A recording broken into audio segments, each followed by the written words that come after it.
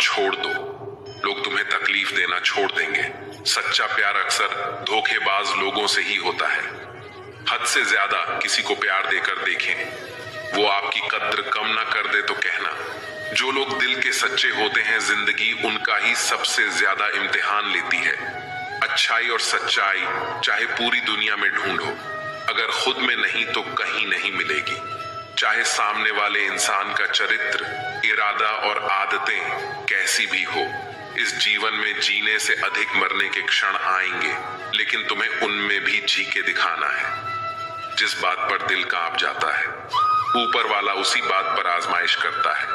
जमाने की नजर में थोड़ा सा अकड़ कर चलना सीख लो। मोम जैसा दिल लेकर चलोगे तो लोग जलाते ही रहेंगे। सह लिया जो सहना था, अब सबको नजरअंदाज करके जीना है। चिंता, कर्ज और प्रेम कोई करता नहीं, बस हो जाते हैं। समय के साथ घाव जरूर बढ़ जाते हैं, लेकिन हादसों का शोर उम्र भर पीछा करता है। मैंने जिंदगी से एक सबक सीखा है कि अपनी सफाई वहां देनी चाहिए जहां उसे समझने वाला एक खुले दिमाग का इंसान हो। अगर किसी ने आपको गलत मान लिया तो उसको सफाई देने का मतलब खुद की नजरों में खुद को ही गिरा लेना होता है। कभी कभी इंसान सच में थक जाता है। होश में रहते रहते, दर्द सहते सहते, सब्र उम्मीद रखते रखते, रिश्ते निभाते निभाते, सफाई देते देते और अपनों को मनाते मनाते घर बदल जाए या समय बदल जाए, कोई कम नहीं।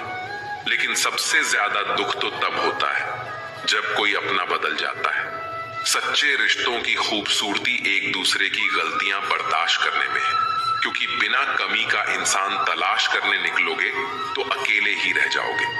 सारा दर्द मुझे ही सौंप दिया। ऊपर वाले को मुझ पर कितना भरोसा था। मौत एक बार मारती है और जिंदगी बार मारती है। आपने बहुत सी बार देखा होगा और महसूस भी किया होगा कि आप किसी मुश्किल या मुसीबत में फंसे हुए हैं और उस मुश्किल या मुसीबत से निकलने का कोई रास्ता नहीं दिखाई दे रहा है। उस वक्त आप हिम्मत हारने वाले होते हैं या लगभग हार चुके होते हैं, और उस स्थिति में आपको सभी देवी देवता, अल्लाह, भगवान, खुदा सब याद आ जाते हैं। और जब आप बिल्कुल टूटकर बिखरने वाले होते हैं, तभी कोई व्यक्ति या कोई ना कोई आशा की किरण आपकी जिंदगी में आती है और आपको उस मुश्किल, उस मुसीबत से निकाल देती है। चलो एक उदाहरण से समझाता हूं। सपोज करो कि आप कहीं जा रहे हैं और किसी ऐसी जगह पर आपकी गाड़ी खराब हो जाए जहां जंगल हो, सुनसान रास्ता हो और डरावनी रात का अंधेरा हो और आपके मोबाइल में नेटवर्क नहीं आ रहा हो, या मोबाइल की बैटरी डाउन हो, या मोबाइल का बैलेंस ही खत्म हो जाए। मतलब आप किसी से कांटेक्ट नहीं कर पा रहे हो और उधर से कोई भी गुजर ना रहा हो या एक दो गुजरे भी, तो उन्होंने आपकी मदद नहीं की। अब सोचो उस स्थिति में आपकी क्या हालत होगी। एक तो रात, ऊपर से बदमाशों, डकैतों का डर और जंगली जानवरों का डर अलग से। अब जरा सी आहट ही आपकी जान निकालने के लिए काफी है। आपको साक्षात यमराज सामने दिखाई देने लगेंगे। अल्लाह, खुदा, भगवान, ईश्वर सभी एक साथ याद आने लगेंगे और जुबान पर सिर्फ एक ही बात होगी कि हे मेरे मालिक, हे मेरे भगवान, बस मुझे एक बार इस मुश्किल से निकाल कर सही सलामत घर पहुंचा दे। कुछ लोग तो मन्नत तक मांग लेते हैं। आपका खून सूखने वाला ही होता है कि तभी कोई आपके पास आकर रुकता है और आपकी मदद करता है, जिससे आप सही सलामत घर पहुंच जाते हैं और घर पहुंचकर आप उस व्यक्ति को बार बार धन्यवाद देते हैं। अब यहाँ पर एक बात सोचने वाली है, क्या वह व्यक्ति अपनी मर्जी से आया था? क्या उसका आना एक इत्तेफाक था, या उसे उस रब ने, उस मालिक ने, उस भगवान, उस खुदा ने आपके पास भेजा था? जहां तक मेरा मानना है, उसे उस मालिक, उस भगवान ने आपके पास भेजा था ताकि आप उस मुश्किल, उस मुसीबत से निकल सकें।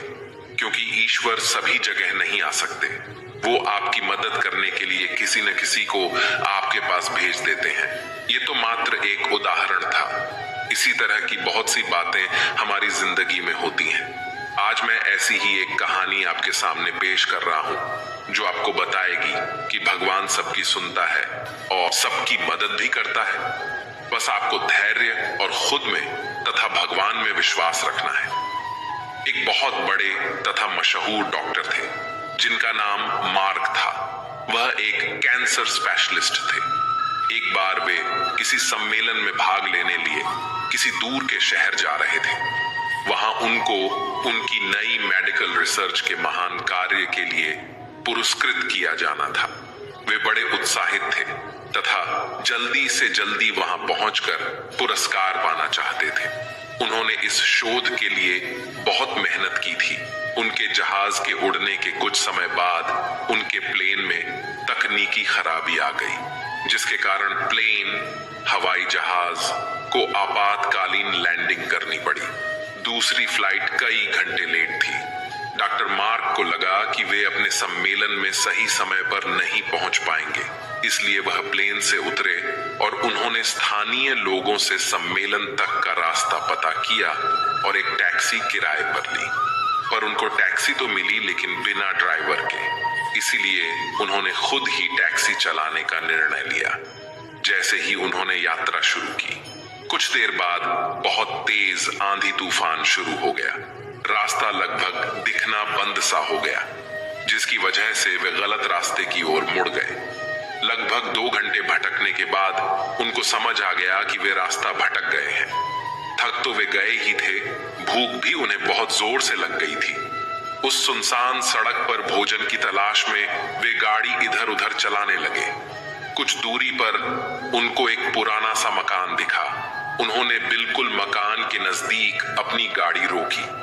परेशान से होकर गाड़ी से उतरे और उस छोटे से घर का दरवाजा खटखटाया।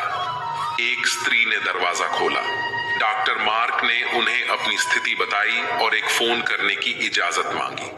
उस स्त्री ने बताया कि उसके यहाँ फोन नहीं है। फिर भी उसने उनसे कहा कि आप अंदर आइए और चाय पीजिए और थोड़ा आराम कीजिए। मौसम थोड़ा ठीक हो जाने पर आगे चले जाना। भूखे और थके हुए डॉक्टर ने तुरंत हामी भर दी। उस औरत ने उन्हें बिठाया और बड़े सम्मान के साथ चाय दी और कुछ खाने को दिया। साथ ही उसने कहा, आइए खाने से पहले भगवान से प्रार्थना करें और उनका धन्यवाद कर दें। मार्क उस स्त्री की बात सुनकर मुस्कुरा दिए और बोले, मैं इन बातों पर विश्वास नहीं करता, मैं मेहनत पर विश्वास करता हूं। आप अपनी प्रार्थना कर लें। चाय पीते हुए डॉक्टर मार्क उस स्त्री को देखने लगे जो अपने छोटे से बच्चे के साथ प्रार्थना कर रही थी। उसने कई प्रकार की प्रार्थनाएं की। डॉक्टर मार्क को लगा कि हो न हो इस स्त्री को कुछ समस्या है। जैसे ही वह औरत अपने पूजा के स्थान से उठी तो डॉक्टर ने पूछा, आपको भगवान से क्या चाहिए? क्या आपको लगता है कि भगवान आपकी प्रार्थनाएं सुनेंगे? उस औरत ने धीमे से उदासी भरी मुस्कुराहट के साथ कहा, ये मेरा लड़का है और इसको कैंसर है, जिसका इलाज मार्क नाम के एक डॉक्टर कर सकते हैं। लेकिन मेरे पास इतने पैसे नहीं हैं कि मैं उनके पास उनके शहर जा सकूं, क्योंकि वे दूर किसी शहर में रहते हैं। यह सच है कि भगवान ने अभी तक मेरी किसी प्रार्थना का जवाब नहीं दिया, लेकिन मुझे विश्वास है कि भगवान एक ना एक दिन कोई रास्ता बना ही देंगे। वे मेरा विश्वास टूटने नहीं देंगे। वे अवश्य ही मेरे बच्चे का इलाज डॉक्टर मार्क से करवाकर इसे स्वस्थ कर देंगे। डॉक्टर मार्क ये सुनकर बिल्कुल अवाक रह गए। कुछ पल के लिए वे खामोश से हो गए। उनकी आंखों से आंसू गिरने लगे। वे अपने मन में कहने लगे, भगवान बहुत महान है। उन्हें सारा घटनाक्रम याद आने लगा।